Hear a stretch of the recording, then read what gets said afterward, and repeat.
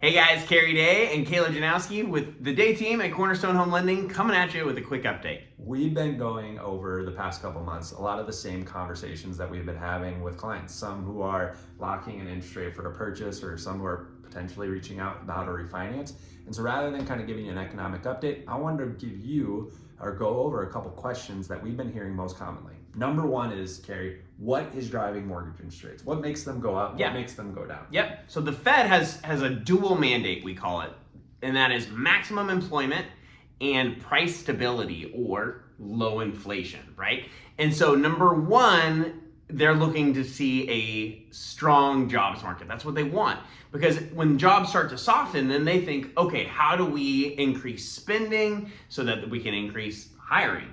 And so as we see the job market potentially weakening here in the second half of the year and going into 2026, that would be a sign that the Fed might be willing to cut rates. Is that what we've been seeing? We've been seeing lower job or weaker job data? Yeah, that's the writing's on the wall there. So there's a couple more reports to come out this year, but we're starting to see a weaker employment outlook. Okay? Got it. So weaker job data, so higher rates of unemployment. But what about inflation?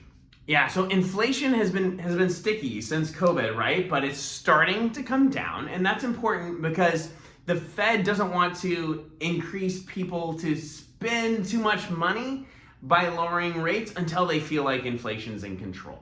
Okay? So they try to keep rates low, keep money out of the markets when inflation's a problem, and when inflation gets in check, they're willing to lower interest rates, which allows people to be more comfortable spending money. So we did see 2 Federal Reserve rate cuts this year.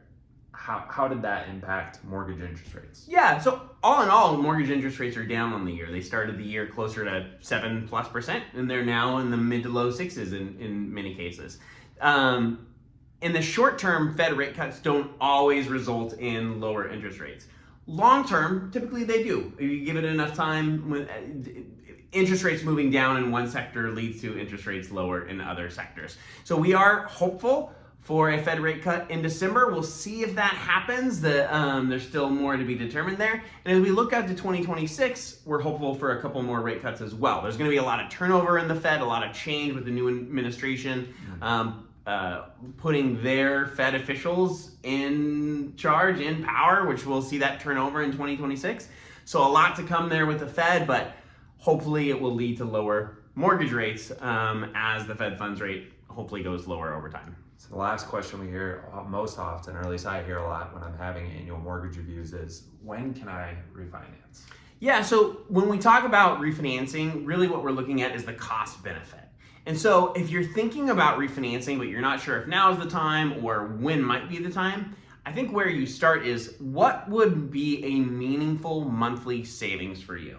If you have that number in mind, kick us a note, let us know what that number would be. We can find the correlating interest rate and a reasonable cost.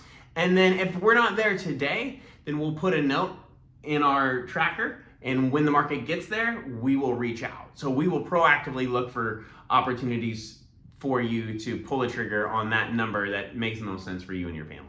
So if we're paying attention, so if I heard you right, if I'm paying attention to things that would lead to lower interest rates, I'm looking for higher rates of unemployment, I'm looking for lower rates of inflation, listening to if there's a Federal Reserve rate cut, and with all of what you're saying there, it sounds like potentially some lower interest rates in the future. Yeah. So some of the things that would lead to lower interest rates might sound like bad news, less hiring, softer employment. Some of the things that would lead to lower interest rate might sound like good news, like lower inflation, right? So it's a mixed bag, but those are the two big things that we're looking at if you're watching headlines or picking up the Wall Street Journal and trying to determine what direction our mortgage rate's headed.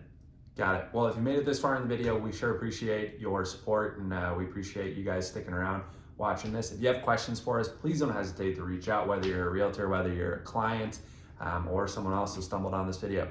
We hope you have a great rest of your day and hope you have a great rest of your year, and we'll be in touch soon. Yeah, happy holidays if we don't catch you before the end of the year.